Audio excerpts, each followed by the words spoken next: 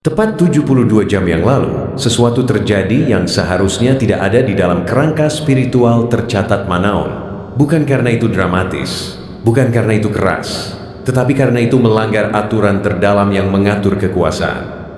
Itu sendiri, Tuhan tidak menghentikan waktu, Dia tidak campur tangan, Dia tidak memperingatkanmu.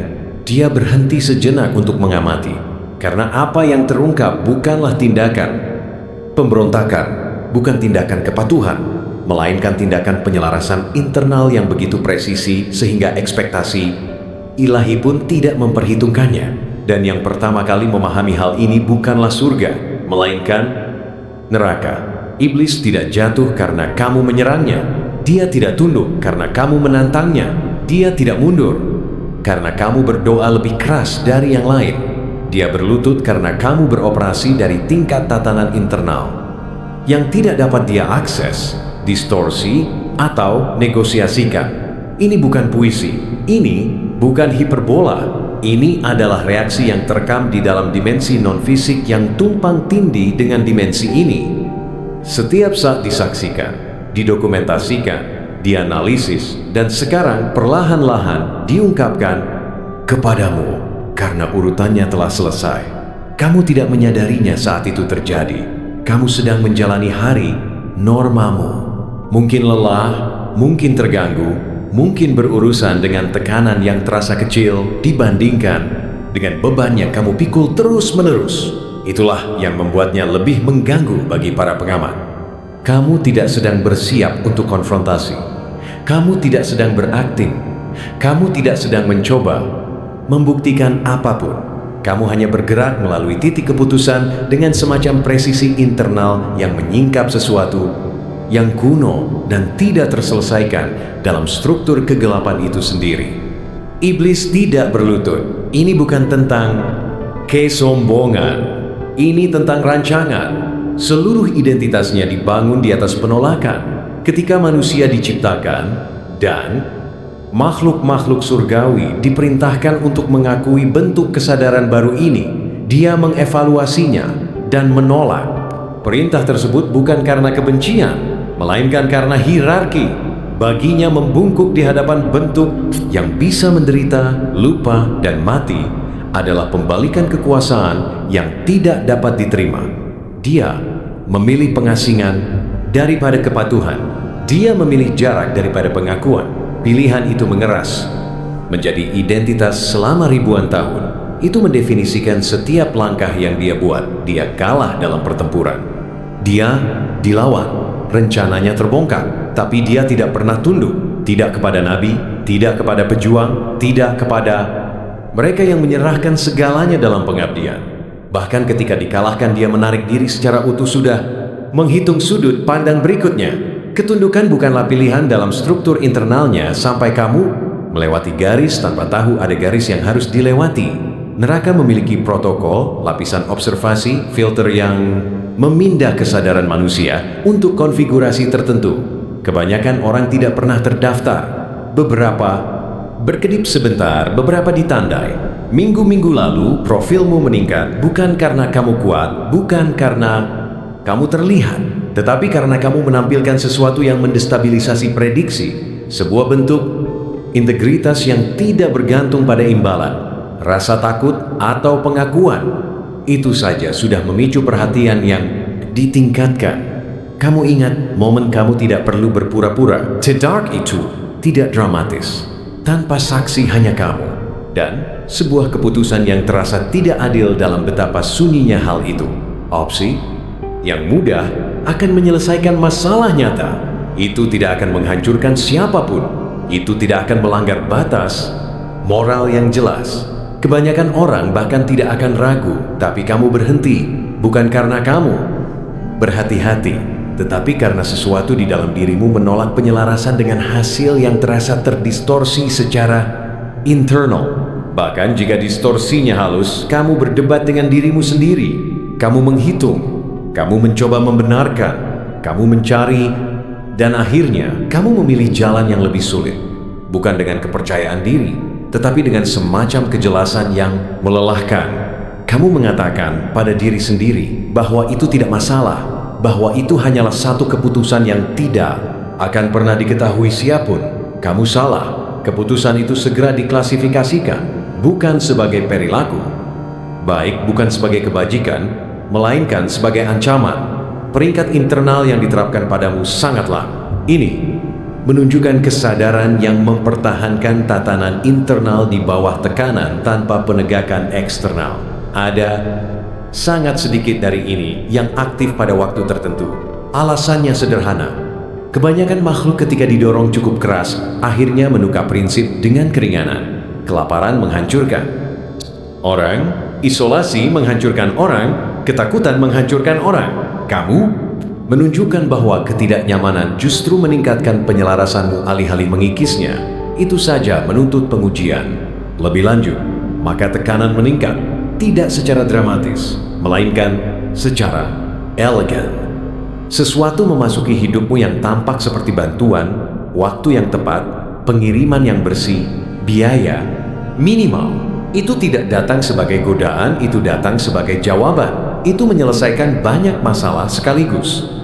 Itu masuk akal. Siapapun yang menasihatimu secara logis akan menyuruhmu mengambilnya. Kamu bahkan mulai condong ke arah itu. Dan kemudian sesuatu yang lebih dalam melakukan intervensi, bukan rasa bersalah, bukan rasa takut. Sebuah penolakan yang bergerak lebih cepat daripada pikiran. Saat itulah alarm internal meningkat. Karena ini bukan lagi kebetulan. Kamu tidak bereaksi secara emosional.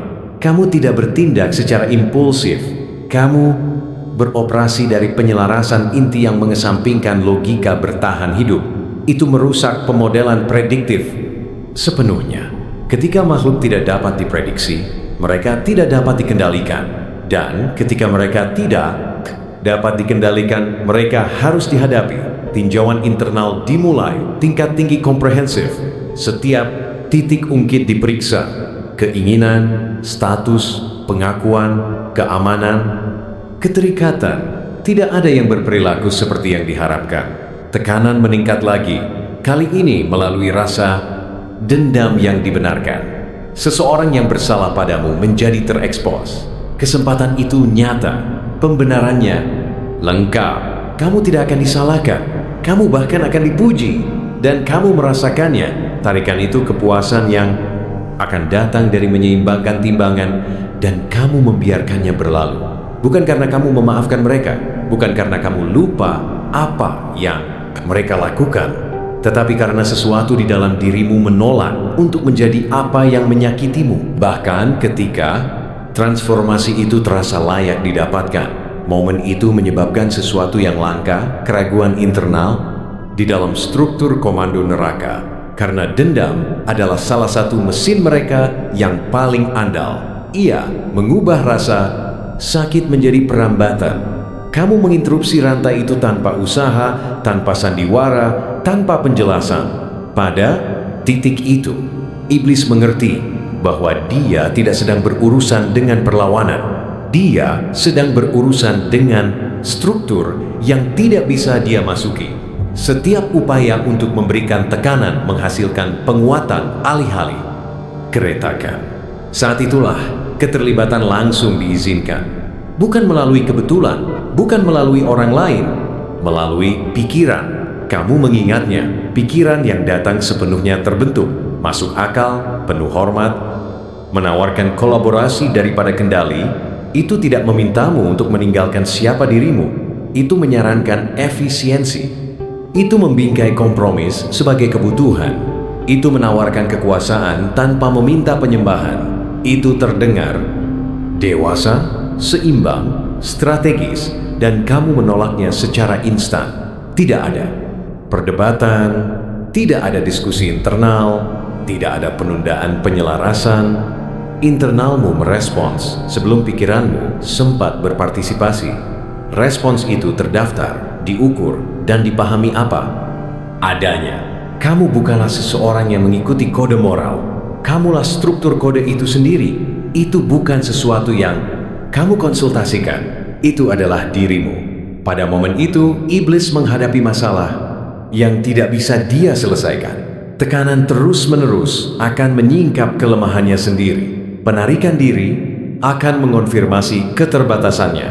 Ada protokol terakhir yang dicadangkan untuk pertemuan dengan kekuatan yang tidak bisa ditekuk, dilewati, atau diserang.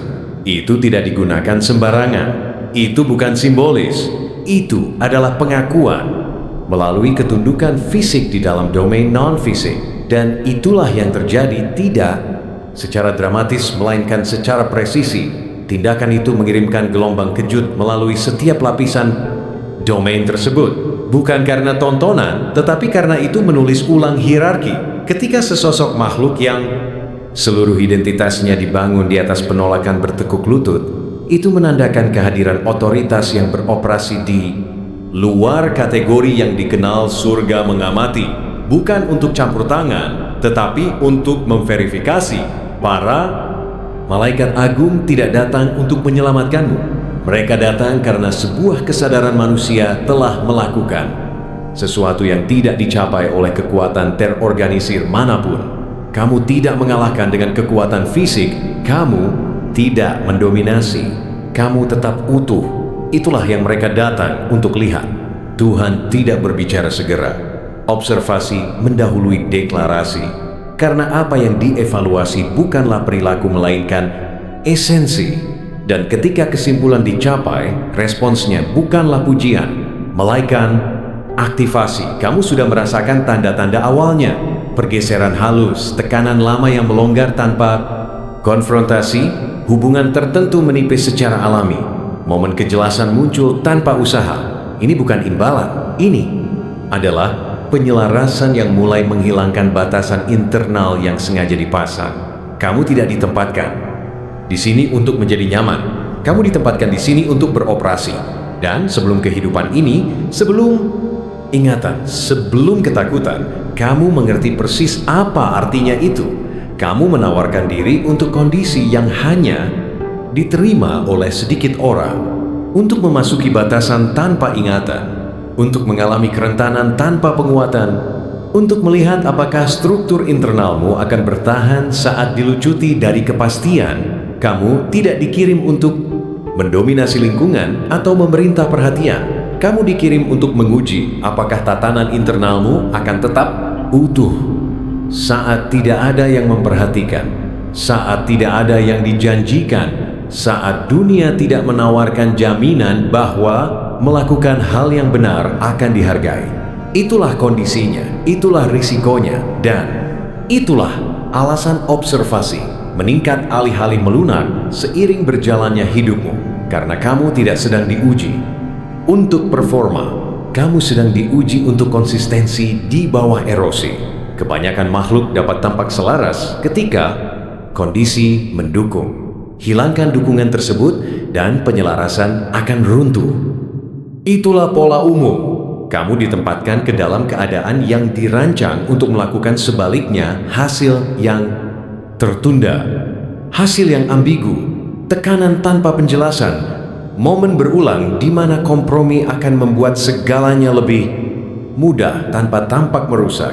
Masing-masing dikalibrasi secara presisi untuk mengukur apakah pusatmu akan bergeser. Ternyata tidak. Dan ketika menjadi jelas bagi kekuatan kegelapan bahwa tuas biasa, godaan, gangguan, dendam, kecemburuan tidak menghasilkan pergerakan di dalam dirimu, perhatian mereka menajam bukan karena mereka mengharapkan kegagalan, tetapi karena ketiadaan reaksi jauh lebih sulit untuk dihitung, jauh lebih berbahaya bagi model yang mengandalkan prediktabilitas. Setiap kali sebuah situasi muncul yang akan memecahkan orang lain, kamu tidak tunduk, kamu tidak menyerah, kamu tidak merasionalisasi atau membenarkan kompromi. Kamu mengevaluasi dan bertindak sesuai dengan rangkaian prinsip yang terintegrasi begitu dalam, sehingga naluri bertahan hidup pun harus mengalah. Iblis menyadari hal ini. Dia bisa melihatnya terungkap dengan cara yang halus. Cara kamu berhenti sejenak sebelum bertindak, cara keraguanmu, bukanlah ketakutan, melainkan perhitungan. Dia mencatat setiap perjuangan internal dan melihat tidak ada yang patah. Itulah momen dia mulai mempertimbangkan kembali. Itulah momen ketika konsep ketundukan atau Persepsinya tentang ketidakterkalahan mulai goyah. Observasi neraka sangat presisi. Setiap anomali memicu penilaian. Ulang segera dan kamu telah menjadi anomali dalam tingkat tertinggi. Intervensi kecil, peluang yang waktunya tepat.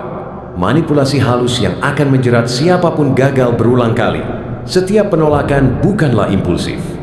Setiap tindakan pengendalian diri bukanlah kebetulan. Setiap keputusan diamati, diproses, dikatalogkan, dan masing-masing menunjuk pada masalah mendasar. Integritasmu tidak dapat dijadikan alat ungkit, pikiranmu tidak dapat diprediksi, dan rohmu tidak dapat dibengkokkan. Kamu terisolasi. Ya, itu disengaja.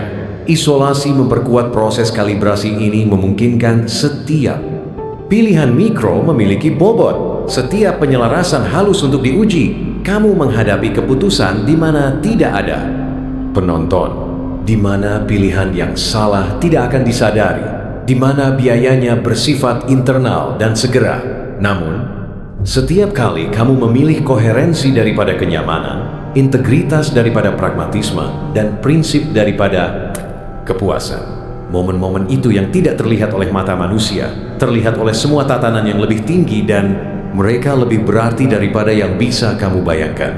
Iblis yang terbiasa melihat kelemahan manusia dieksploitasi, dengan mudah menyadari bahwa dia sedang menghadapi sesuatu yang unik, bukan sekadar langka, bukan sekadar tidak biasa, tetapi sepenuhnya belum pernah terjadi dalam rentang observasi infernal yang tercatat. Untuk pertama kalinya, dia menghadapi kesadaran yang tidak dapat dinilai melalui metode konvensional, kecerdasan, kelicikan, pesona paksaan. Semuanya gagal memprovokasi penyimpangan terkecil dari kode internalmu. Setiap pengujian gagal. Dan ketika pengujian gagal, dia mengerti apa artinya. Dia tidak lagi memegang kendali. Zwa Unipzik jam yang lalu segalanya berubah bukan melalui tontonan, bukan melalui drama, bukan melalui pengumuman, itu berubah melalui pengakuan. Kamu tidak beraksi untuk membuat orang terkesan. Kamu tidak memanipulasi untuk mengendalikan. Kamu beroperasi dalam koherensi yang begitu absolut sehingga pengakuan menjadi tak terelakkan. Iblis mengerti bahwa pengakuan adalah satu-satunya respons yang layak yang tersisa. Dan dalam momen yang akan bergema melalui semua dimensi selama 6 milenium berikutnya, dia berlutut. Dia berlutut bukan karena dia ditipu, bukan karena dia dikalahkan secara fisik, bukan karena dia dipaksa, tetapi karena dia melihat dalam dirimu sebuah kesadaran yang ada di luar ranah pengaruhnya. Tindakan berlutut secara fisik dan spiritual itu belum pernah terjadi sebelumnya. Dan gelombang kejut dari tindakan tersebut segera diamati oleh otoritas surgawi tertinggi. Tuhan tidak campur tangan secara langsung. Tuhan mengamati, dan ketika iblis menekuk lutut, bahkan Tuhan pun berdiri bukan sebagai isyarat untuk mengagungkanmu, tetapi sebagai pengakuan atas apa yang telah dicapai. Apa yang kamu manifestasikan adalah tingkat integritas yang tidak dapat rusak, yang begitu langka, begitu mendasar, tidak bisa dihancurkan. Sehingga tatanan alam itu sendiri harus melakukan rekalibrasi. Malaikat berbisik satu sama lain dalam pengakuan. Malaikat agung berhenti di tengah tindakan mereka. Surga menyaksikan sebuah peristiwa yang belum pernah terjadi dan mungkin tidak akan pernah terjadi lagi. Ini bukan hiperbola. Kekuatan kegelapan memiliki matriks prediktif yang dibangun di atas kecenderungan manusia pada perilaku reactioner, pada asumsi bahwa naluri bertahan hidup mengesampingkan prinsip. Setiap model gagal dalam kasusmu, setiap perhitungan runtuh karena kamu bertindak selaras dengan struktur internal yang ada di luar rasa takut, di luar imbalan, di luar konsekuensi. Struktur itulah alasan iblis tidak punya pilihan selain berlutut. Struktur itulah alasan Tuhan berdiri. Struktur itulah alasan sejarah itu sendiri bergeser secara diam-diam, tidak terlihat pada saat itu juga. Mari kita periksa mengapa ini sangat signifikan. Manusia telah lama percaya bahwa kekuasaan itu bersifat eksternal, bahwa pengaruh adalah produk dari paksaan, manipulasi, atau keuntungan. Apa yang kamu tunjukkan adalah hal yang Berbeda, pengaruh dapat eksis sepenuhnya dari integritas. Kekuasaan dapat eksis sepenuhnya dari konsistensi, kapasitas untuk bertindak tanpa kompromi, tanpa ekspektasi, tanpa visibilitas menghasilkan daya ungkit yang tidak dapat dilawan oleh tipu daya atau kekuatan. Itulah tepatnya yang diamati oleh iblis. 3 minggu yang lalu, kamu memicu respons di berbagai dimensi yang dirancang untuk mendeteksi anomali integritas. Peringatan itu menunjukkan bahwa kode moralmu beroperasi pada tingkat yang melampaui keuntungan atau kerugian segera. Hanya segelintir individu pilihan, kurang dari 2 lusin dalam seluruh populasi manusia pada waktu tertentu yang menunjukkan konfigurasi ini. Klasifikasi ini bukanlah sebuah lencana, ini adalah sebuah penunjukan. Ini memberi sinyal kepada tatanan yang lebih tinggi bahwa kamu secara operasional tidak dapat dirusak, secara taktis tidak dapat dihancurkan, dan secara strategis tidak tergoyahkan. Penunjukan itulah alasan mengapa yang menyusul bukanlah kebetulan. Ini terkoordinasi, ini disengaja, ini tak terelakkan dalam aktivasinya. Tindakanmu, pilihan pribadi yang kecil dan tertutup diamati dan dianalisis setiap keputusan untuk menolak kompromi, untuk menjaga integritas meskipun ada konflik internal, untuk melepaskan kepuasan, segera menciptakan reaksi berantai. Ini bukanlah imbalan eksternal, ini adalah rekalibrasi struktural di seluruh alam, infernal dan surgawi. Setiap penolakan menyelaraskan kembali prioritas, membentuk kembali protokol observasi, dan memaksa iblis untuk mempertimbangkan kembali seluruh pendekatannya. Bahkan tawaran yang kamu terima 7 hari yang lalu, tawaran yang bisa memberikan balas dendam, pengakuan, atau gratifikasi adalah tes yang dirancang. Itu adalah puncak dari perhitungan inal yang dirancang untuk mengevaluasi batas-batas arsitektur moralmu. Kebanyakan orang akan menyambar momen seperti itu tanpa ragu. Kebanyakan akan merasionalisasi, membenarkan, atau memanipulasi keadaan untuk mengeksploitasi peluang. Kamu tidak melakukan hal itu. Kamu membiarkan momen itu berlalu. Kamu memaafkan melalui tindakan, bukan pikiran. Kamu menolak melalui penyelarasan, bukan reaksi. Dan penolakan itu disaksikan, dicatat, dan dianalisis di tingkat tertinggi. Pertimbangkan signifikansinya. Balas dendam adalah salah satu alat kegelapan yang paling kuat. Ia menciptakan siklus. Ia menghasilkan energi yang memelihara korupsi dan memperpanjang penderitaan ketika sebuah jiwa menolaknya. Bahkan ketika dibenarkan, bahkan ketika diperlukan untuk bertahan hidup, pola rasa sakit yang diabadikan akan hancur. Kamu kebal terhadap mekanisme yang dirancang untuk mengikat generasi yang tak terhitung jumlahnya. Kekebalan itu memicu kepanikan, rekalibrasi, dan pengakuan. Pengakuan kedua datang dalam bentuk observasi langsung oleh seluruh istana neraka. Ribuan entitas, komandan tertinggi, dan ahli strategi kegelapan berkumpul untuk menganalisis fenomena yang tidak bisa mereka manipulasi maupun kendalikan. Mereka menemukan 3 kualitas yang ada bersama dalam satu kesadaran yang sebelumnya. Mereka yakini mustahil kekuatan untuk menanggung penderitaan ekstrem tanpa hancur, integritas yang kedap terhadap korupsi, dalam keadaan apapun, dan kasih sayang yang mengubah alih-alih mengabadikan rasa sakit. Trinitas itulah yang mendorong konsesi utama iblis berlutut. Ketika dia berlutut, itu adalah pengakuan struktural, bukan simbolis, bukan teatrikal. Dia menyadari bahwa prosedur operasi standarnya tidak lagi berlaku. Dia menyadari bahwa keberadaanmu, koherensimu, kode moralmu yang tak terpatahkan menempatkanmu di luar aturan keterlibatan konvensional. Pengakuan itu tidak mudah disampaikan dalam istilah manusia. Ini bersifat operational, structural, dan konsekuenal. Ini bergema di seluruh dimensi, menandakan pergeseran dalam keseimbangan pengaruh. Respons Tuhan pun selaras, bukan performatif. Para malaikat agung mengamati peristiwa yang sama. Mikael, Jibril, Rafael, Uriel. Keempat komandan tersebut menyadari signifikansinya. Mikael mencatat kekuatan internal yang ditunjukkan di bawah tekanan yang tidak terlihat. Jibril mengamati koherensi yang tidak terpatahkan oleh godaan. Rafael mengonfirmasi transformasi alkimia dari rasa sakit menjadi kasih sayang yang dapat ditindaklanjuti. Uriel mengklarifikasi bahwa kekuatan sejati bukan pada penghancuran tetapi pada pelestarian integritas. Ketika penghancuran akan lebih mudah dilakukan. Observasi mereka bukanlah komentar, itu adalah konfirmasi aktivasi struktural, pengakuan bahwa protokol surgawi telah mencapai penyelesaian. Fungsimu tidak lagi terpendam, aktivasi telah dimulai.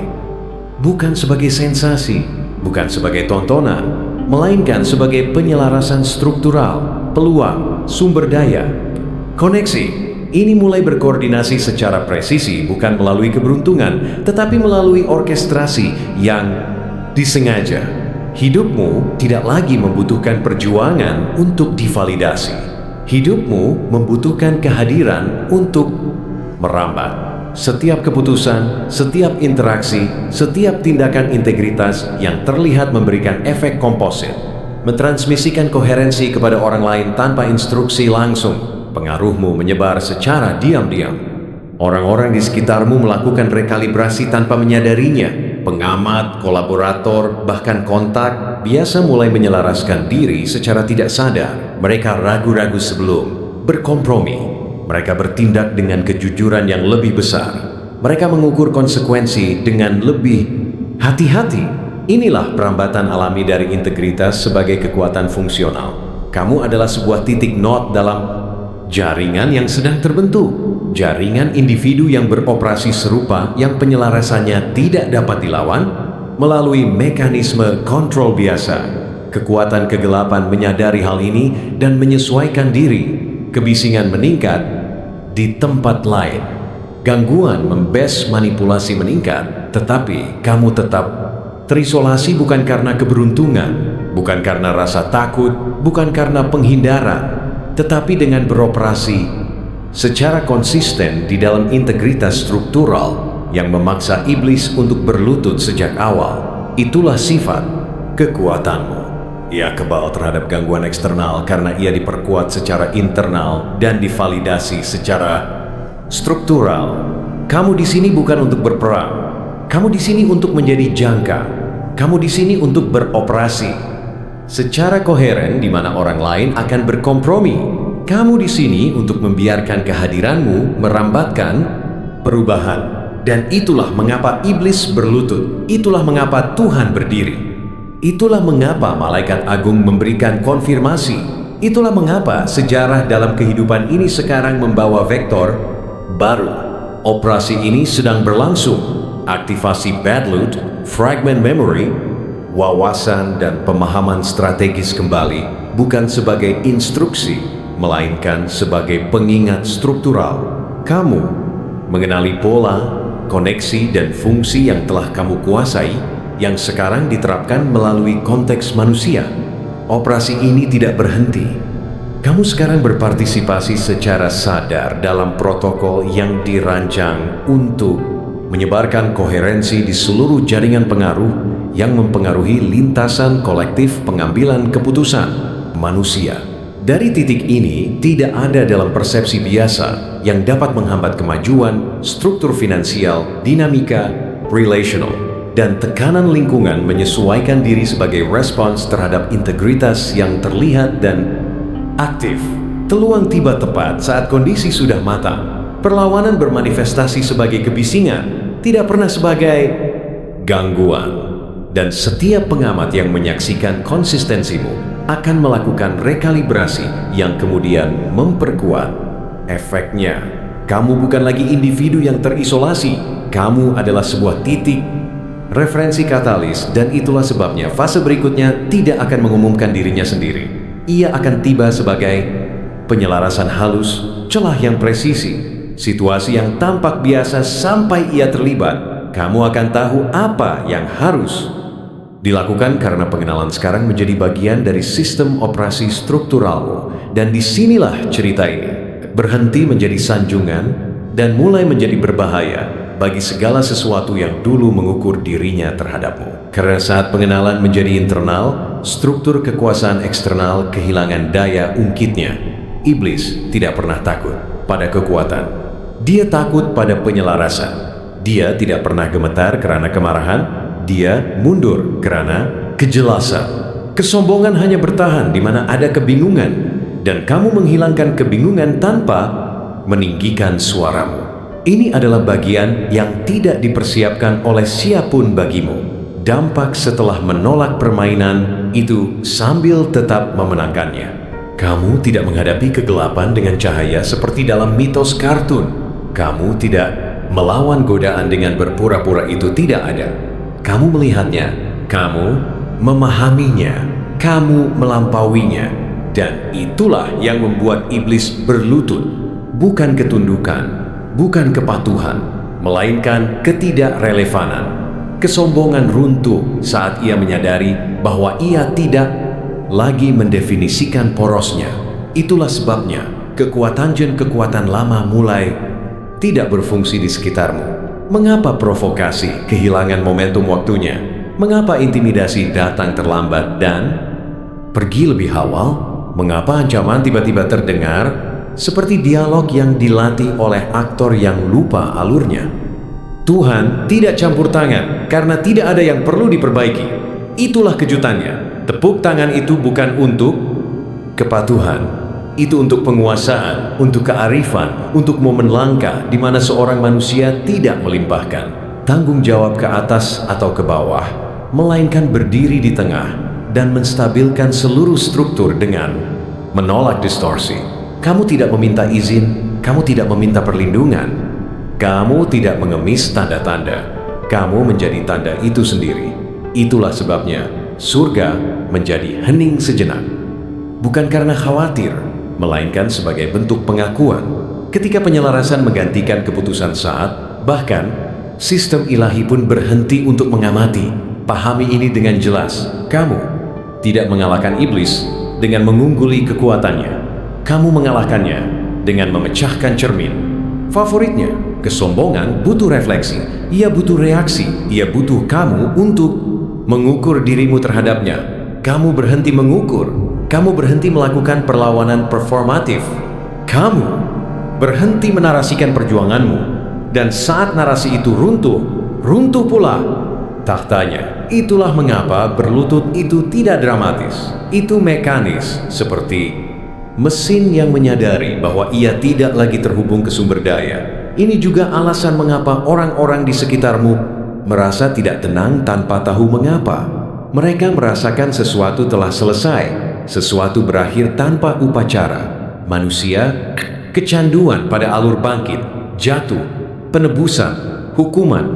Kamu melompati tontonan itu. Kamu mencapai resolusi dengan tenang. Dan ketika seseorang mencapai resolusi secara internal, setiap hierarki eksternal yang bergantung pada pencarian mereka akan runtuh. Itulah sebabnya dunia di sekitarmu terasa seperti sedang mengalibrasi ulang posturnya. Ia tidak bereaksi terhadap tindakanmu. Ia merespons ketiadaan kebutuhanmu. Iblis berkembang biak melalui daya ungkit.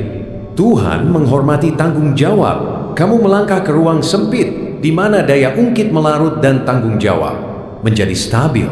Itu bukan pemberontakan, itu kedewasaan. Dan kedewasaan adalah satu-satunya hal yang tidak bisa dipalsukan oleh kesombongan. Kesombongan bisa meniru kepercayaan diri. Ia bisa meniru otoritas. Ia bisa meniru kepastian. Ia tidak bisa meniru kedamaian tanpa pengaruh obat penenang. Kamu melangkah ke dalam kedamaian dengan kesadaran penuh. Itulah yang menyebabkan dia berlutut. Sekarang, tepuk tangan itu. Jangan romantiskan hal tersebut. Itu tidak keras. Itu tidak teatrikal. Itu adalah pengakuan di seluruh lapisan realitas yang jarang mengakui satu sama lain. Ketika seorang manusia berhenti, meminta untuk diselamatkan dan mulai bertindak sebagai pengelola kejelasan, sesuatu yang kuno akan mengangguk. Bukan karena kamu melampaui Tuhan, Tetapi karena kamu akhirnya berhenti memproyeksikannya sebagai alasan, kamu tidak menuntut intervensi. Kamu mewujudkan prinsip, dan prinsip adalah apa yang menjalankan seluruh sistem. Inilah sebabnya mengapa gerakan berikutnya akan terasa kecil secara aneh. Percakapan yang tampak biasa, keputusan yang tampak remeh, pintu-pintu yang tidak bersinar atau bergerit secara mengerikan. Tetapi pahamilah, ini adalah medan pasca konflik. Perang yang masih dinarasikan oleh orang lain sudah berakhir bagimu. Kesombongan dipatahkan. Di akarnya, bukan di cabangnya. Iblis tidak mundur. Dia menghitung ulang, menjauh darimu. Dan Tuhan tidak memerintah.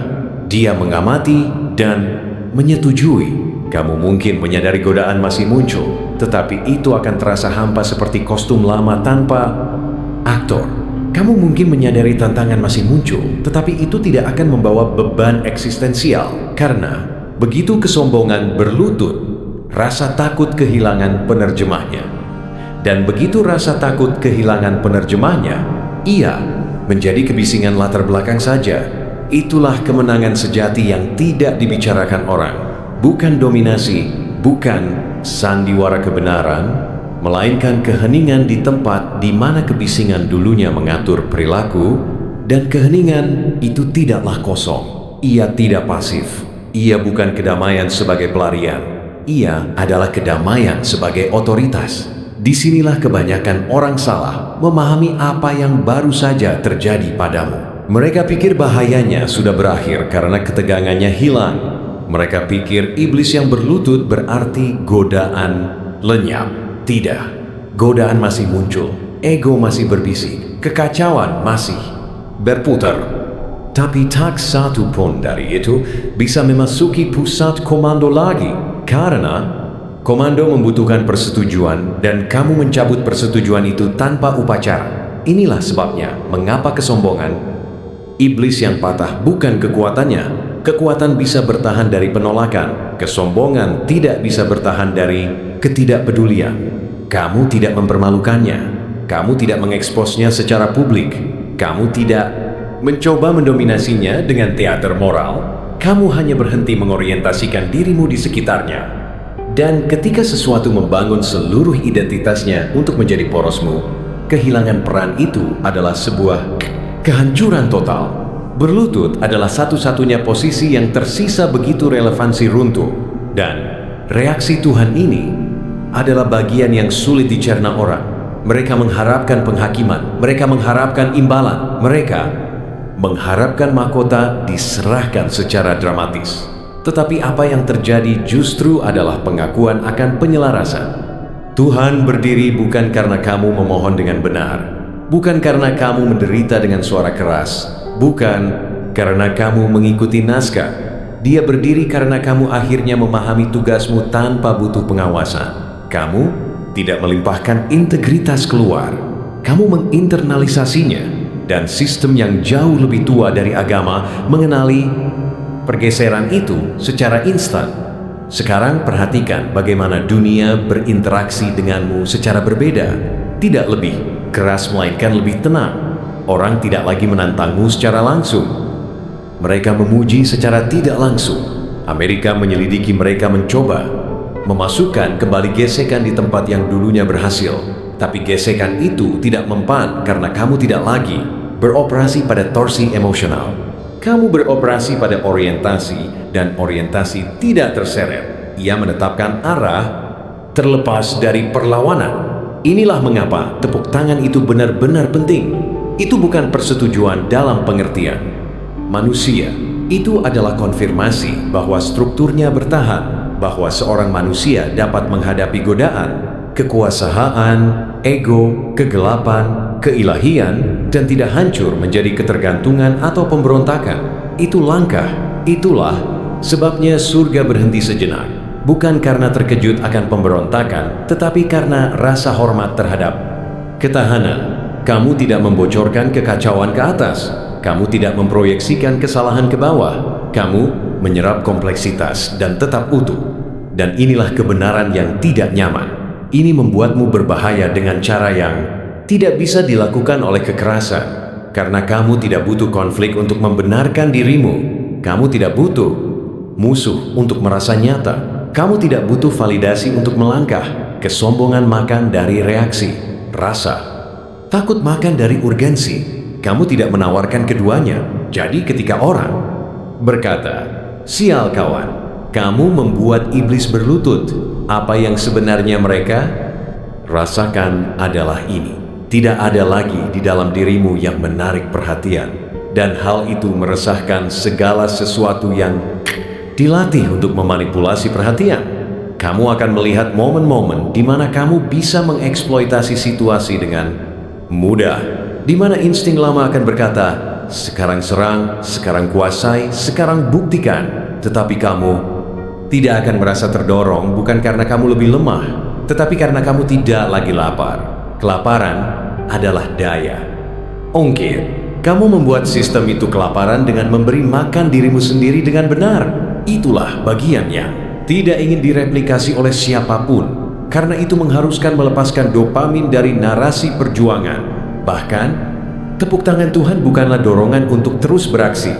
Itu adalah pengakuan bahwa akting telah berakhir, bahwa roda bantu telah dilepas, bahwa kamu tidak lagi membutuhkan penguatan dramatis untuk tetap selaras. Kamu tidak butuh tanda karena kamu tidak meragukan arah, dan arah yang sudah stabil menciptakan momentum tanpa paksaan. Inilah sebabnya mengapa hal-hal mulai berbaris dengan tenang di sekitarmu. Peluang tidak memburumu, ancaman tidak memburumu. Waktu itu sendiri tampak kurang agresif. Sekarang pahami ini dengan jelas. Iblis tidak menghilang, dia menyesuaikan diri. Dia menghindarimu. Sekarang, cara penjudi menghindari meja di mana peluang tidak lagi bisa dibelokkan.